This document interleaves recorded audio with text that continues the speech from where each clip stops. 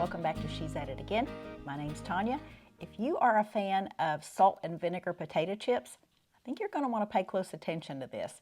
This is one of those side dishes. It shocked me how good it was the first time I ever tried it. I've had it a few times since then. We're going to make it as an accompaniment to grown-up grilled cheese and mushroom tomato bisque tomorrow for lunch.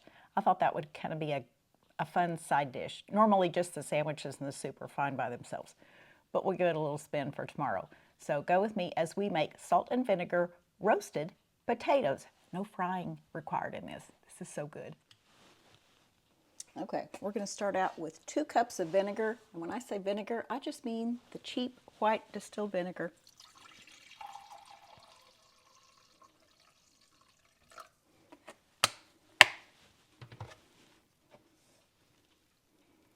You want a pretty good sized saucepan. We're also going to add to that 4 cups of water. And I just keep it in this jar because it's murky water and I keep it next to the stovetop. Oh, wait a minute. What am I doing? It's already in 4-cup container. I'm pouring the whole thing in. Yeah, I know what I'm doing. Okay, let's go cut up some potatoes. Okay, I turned the burner on over there underneath that on about medium high just to get it a head start because we're going to need it boiling before we put our potatoes in there. These are just organic russet potatoes. If you don't buy russet potatoes, you're buying something that has a growth inhibitor on it. So a better choice would be to buy organic potatoes. I find that Natural Grocers, if you have one of those in your town, has probably the best prices on organic potatoes of any store around. Yes, I'm talking about the big box store too. We're going to cut these in quarters. And you can leave them like that, but I think I want mine a little bit smaller, so I'm going to cut these in chunks. About the size of a regular size marshmallow. That's just my guess at what big they. Now it calls for 1.5 pounds. This is what 1.5 pounds looks like. There's 5 potatoes about the size of the palm of your hand. So just so you know what we're talking about. And I've already washed and scrubbed these and got all the little eyes off of them.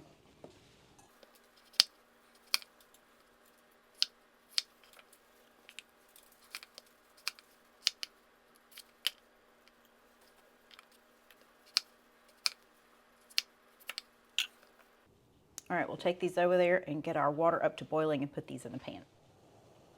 As you can see, our vinegar and water has come to a nice boil. We're going to put a teaspoon of salt in there.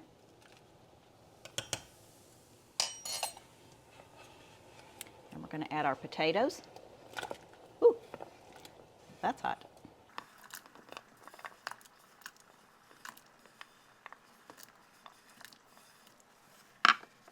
We're going to turn the burner off. Put the lid on this and remove it from the heat. So don't cook it at this point. This is just going to help the vinegar to absorb into the potatoes. Soften them a little bit, but not enough to cook them at this point. Now we leave this in here for 1 hour. So I'll see you back here in 1 hour. It is almost an hour since we let our potatoes, the water come to a boil and set the potatoes off the burner. So right now, I have some fresh rosemary. I just went out the sunroom. I have a rosemary plant. It's overwintering out there. And I'm going to give this a little chop because we want rosemary on our potatoes. This is probably a teaspoon full of rosemary.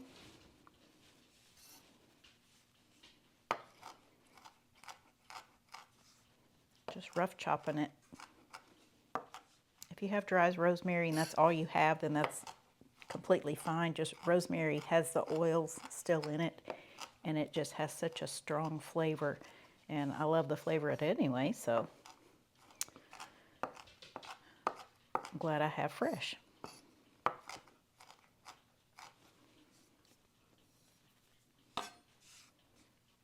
Okay, I'll set this aside.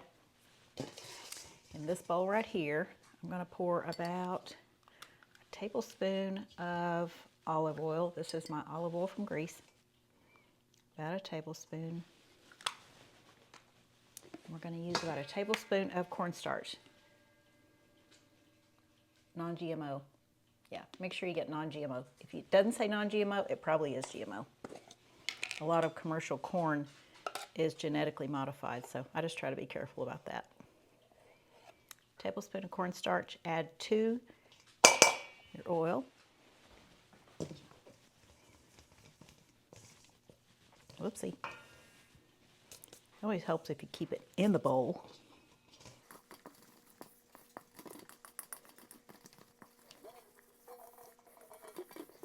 We're going to be putting a little bit of oil on top of the potatoes as well. For right now, let's go to the sink and get these potatoes drained.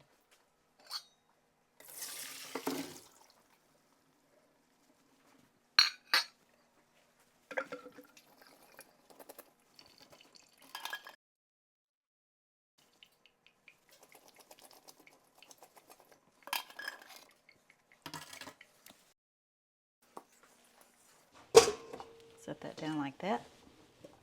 Put those in there. We're just gently going to toss them around.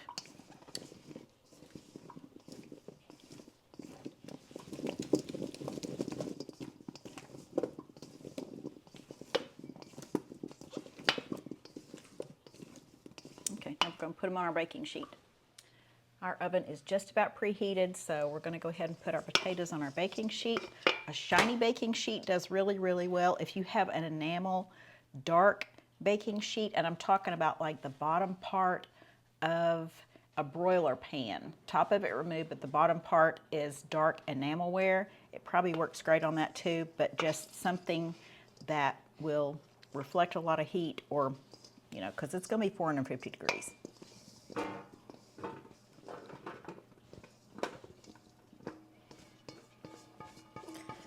I was going to put some oil down on the pan first, but I think this actually contains enough oil where it's not going to stick.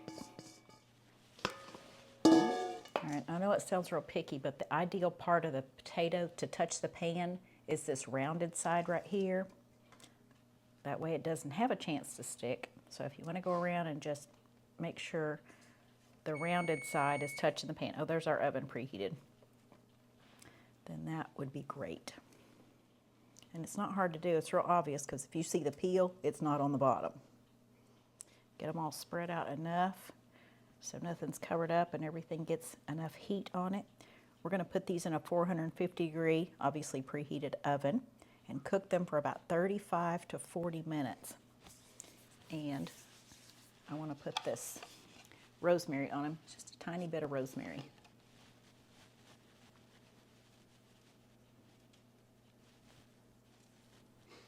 Smells so good.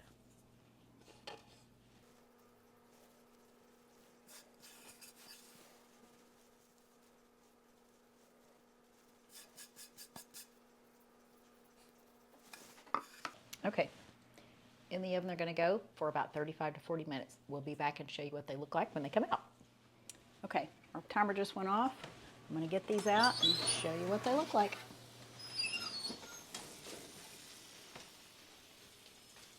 These are our roasted potatoes. Woo! Those smell good. Okay, I'm going to get a little bit of Himalayan salt, put on there.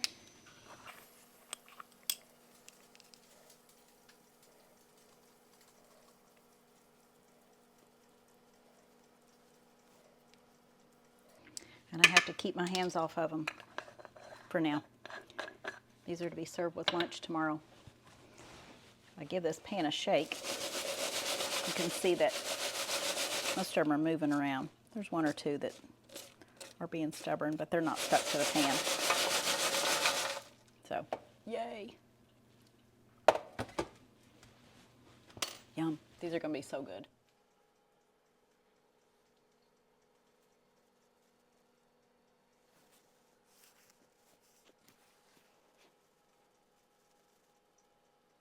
Okay, you now have another potato dish for your cooking arsenal, and you're ready for whatever comes your way. You can cook these one day, serve them the next, or you can serve them right away. And these are fabulous. Take my word for it. People are going to love these. You can also put garlic powder on them, but I just didn't do it this time. The recipe doesn't call for it necessarily from what I remember from years ago, but the rosemary and the salt by itself is just so good. Don't forget that cornstarch. It helps everything to stick, and it makes them so crisp.